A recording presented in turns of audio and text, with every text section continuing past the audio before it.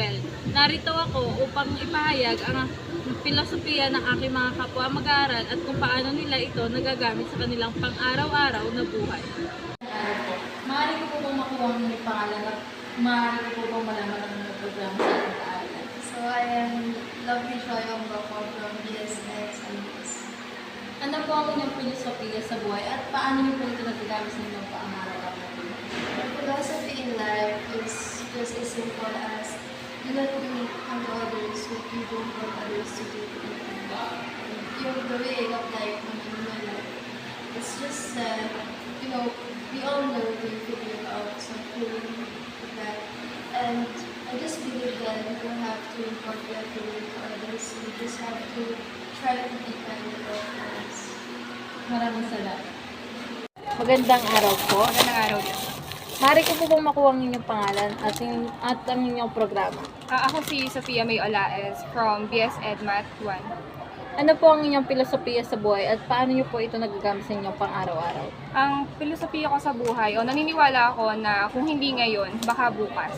Ginagamit ko to sa pang-araw-araw para mapanatili ko na positibo yung pananaw ko sa mga pagsubok na kinakaharap ko.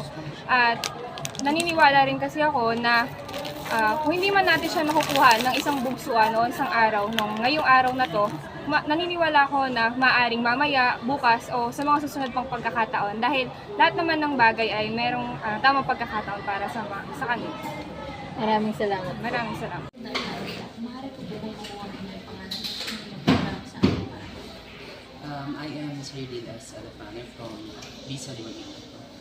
Ano po ang inyong filosofiya sa buhay at paano niyo po ito ginagamit sa pang-araw-araw? My philosophy in life is that everything happens for a reason. Yung philosophy na yung nagagamit ko siya sa araw-araw because I believe na we as humans, we are naturally curious. So as long as merong nangyayari na bagay, gusto natin na nalalaman natin kung ano yung reason behind that bagay. But unfortunately, hindi naman lahat ng bagay na nangyayari sa atin, nalalaman natin yung dahilan kung bakit sila nangyayari. So whenever that instance happens, ayun yung sinasabi ko sa sarili ko, that whatever happens, it happens for a reason. Maraming salamat. Magandang araw po. Maaari ko po bang makuha ang inyong pangalan at ang inyong programa dito sa ating paaralan? Ako si Akiana Lumbera from BSED Math 1A. Ano po ang inyong filosofiya sa buhay at paano niyo po ito nagagamit sa inyong pang-araw-araw? Ang filosofiya ko sa buhay ay your mindset shapes reality, which means kung ano yung iniisip mo, yun yung mangyayari. For example, iniisip mo na, ay, lalagnatin ako. Ang mangyayari sa'yo, lalagnatin ka talaga. Like for example, again is, ay, tinatamad akong gawin to. Hindi mo talaga magagawin kasi tinatamad ka. Salamat po. Magandang araw po. Ano po ang inyong pangalan? Ako po si Honey Rian Jade Carpio from BSED 1A. Ano po ang inyong filosofiya sa buhay? Ang aking filosofiya sa buhay ay maging positibo palagi. Paano niyo po ito nagagamit sa inyong pang-araw-araw na buhay? Ang nagagamit ko po ito dahil gusto ko po lahat ng ginagawa ko, gusto ko lahat ng problema dumadaan sa akin, dinadaan ko sa pagiging positibo.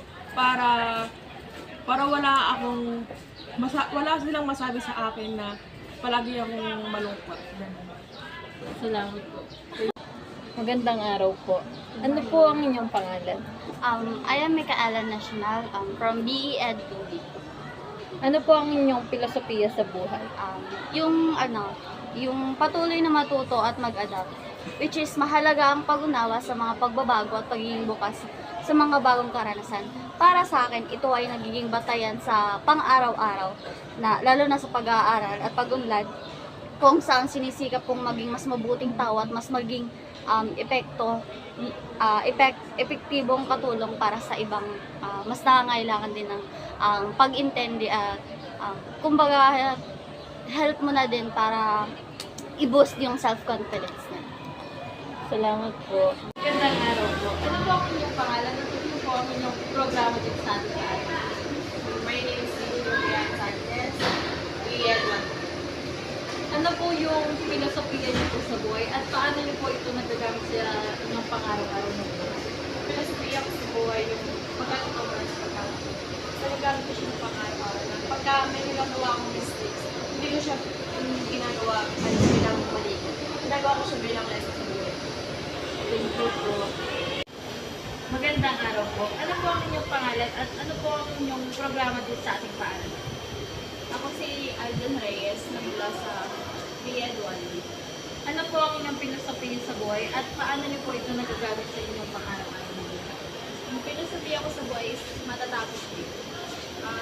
Nagagamit ko to sa pang-araw-araw ko dahil kunwari may mga activity na nagkasabay-sabay. Tapos parang hindi ko siya kaya.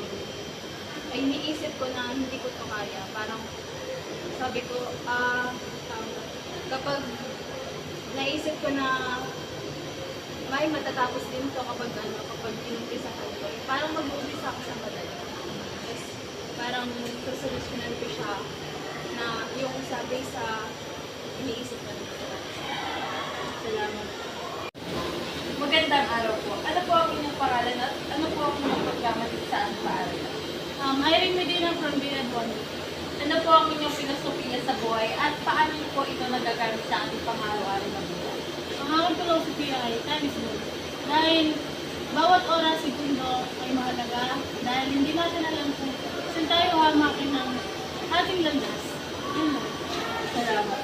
Magandang araw po. Maaari ko po bang malaman ang inyong pangalan? Hello, I'm Jenny Bitangcourt, BEd 2B. Ano po ang inyong filosofiya sa buhay at paano niyo po nagagamit ito sa pang-araw-araw na buhay? Ang aking filosofiya sa buhay ay kilalanin ang iyong sarili na may malalim na kahulugan na maaari natin gamitin sa pang-araw-araw na buhay. Mapabuti ang ating personal na kaligayahan, mga desisyon at pagkikipag-ugnayan sa ibang tao. Sa araw-araw, marami tayong naranasang emosyon, saya, galit, takot, kalungkutan.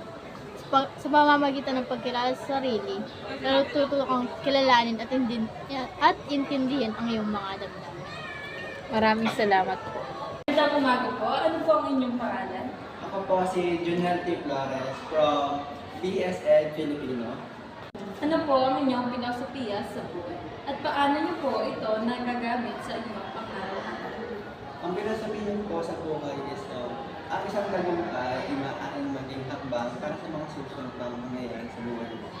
Ang ibig ko pang sabihin dito ay sa mga aral po ang tutulad natin sa pangyayari ngayon, mas magagamit po natin sa susunod at sa mga susunod na mga aral.